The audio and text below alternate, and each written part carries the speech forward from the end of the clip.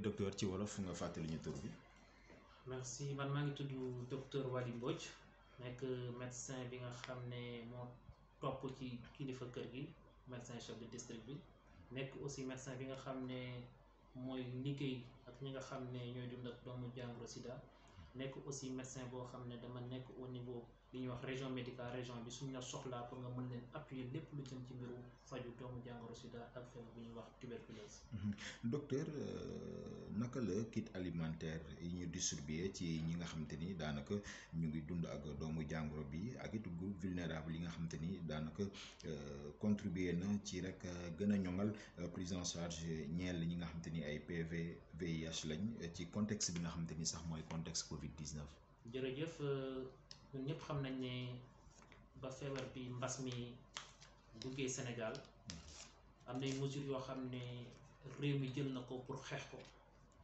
te mesures yooyu dem na ba nga xam ne wàññi na bu baax activités yi nga xam ne moom la les personnes yi nga xam ne ñoom la ñoo dund ak doomu jàngoro sida di activités yooyu wàññeeku na trop parce que ñoom soo xool li ëpp seen activité petit commerce la mooy jënd ak njaay ay tailleur lañ am ñoo xam ne dañuy dem jënd ci lu may jënd ak njaay si contexte boobu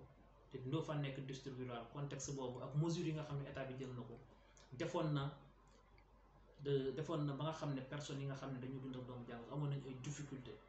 te ñu fàttali ne képp ki nga xam ne day faju doomu jàngoro sida dafa soxla li ñuy wax appui nutritionnel mooy ci mbiru lekkam dafa war a lekk loo xam ne dafa war a am qualité lekk loo xam ne dafa baax pour mën ko dimbale mu mën a jotaat wér gi yaramam parce que soldat yaram yi mën a amat yenn kàttan yi pour mën a xeex yenn doomu jàngoro yu sew yi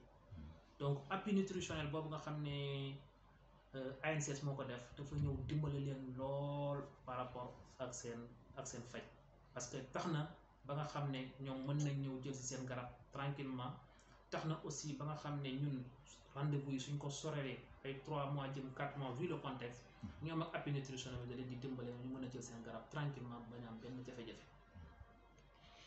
ok lu jëm nag ci district sanitaire bu Ndofane ci ñaata lañ mën a xayma li nga xamante ni moo di corps PVIH yi nga xam ne ni ñu ngi leen di suivre ak ñi nga xamante ni sax daanaka district bi yan matuwaay la jël rek ngir mën a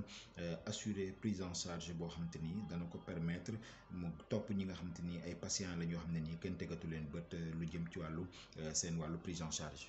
merci beaucoup su question boobu dañ koy wax ci ñaari fànn li jiitu mooy wax leen exactement ñaata nit ñooy faju fii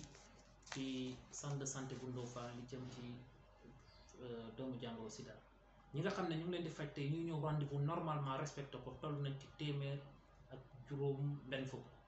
su ma ko mënee wax jolo mooy 160 yoo xam ne ñu ngi ñëw régulièrement di respecté seeni rendez-vous te ñooñu amuñu benn jafe-jafe peut-être jafe-jafe bi ñu gisoon tuuti mooy fréquentation bi wàññeeku woon na maladie ragaloon nañ ndax feebar bi ñu doon wax Covid-19 mais comme ni ma ko waxee sànq appui bi dimbali nañu ak relance yi ba nga xam ne maladie yooyu ñu ngi respecté seen wàññeeku nañ bay respecté seen rendez-vous fii ñu waxee nii soo xoolee li ñuy wax perte de vue mooy ñi nga xam ne toog nañ juróom-benn weer te rendez-vous jot ñu teg ci juróom-benn weer ñu toog ci ñetti weer yoo xam ne ñëwuñu jël si seen garab ñooñu la ñu woowee perte de vue ñooñu bañ leen xoolee tey ay ñu ngi ci am lu tollook ñeent rek ñoo xam ne ñëwuñu donc relance itam moo ñu dimbale ñu mën leen jàppale bu baax kon donc vraiment appui bi dimbale na personnes yi ñu mën a jël seen garab normalement parce que il faut que ñu lekk bu baax pour mën a jël ARV aussi la sensibilisation relance bi nga xam ne district bi def na ko te nga xam ne dañ koy def habituellement dimbale na malade yi gën a comprendre feebar bi gën a comprendre les mesures yi ñu war a jël pour mën a ñëw à l'hôpital jël seen garab ñibbi sans am benn jafe-jafe.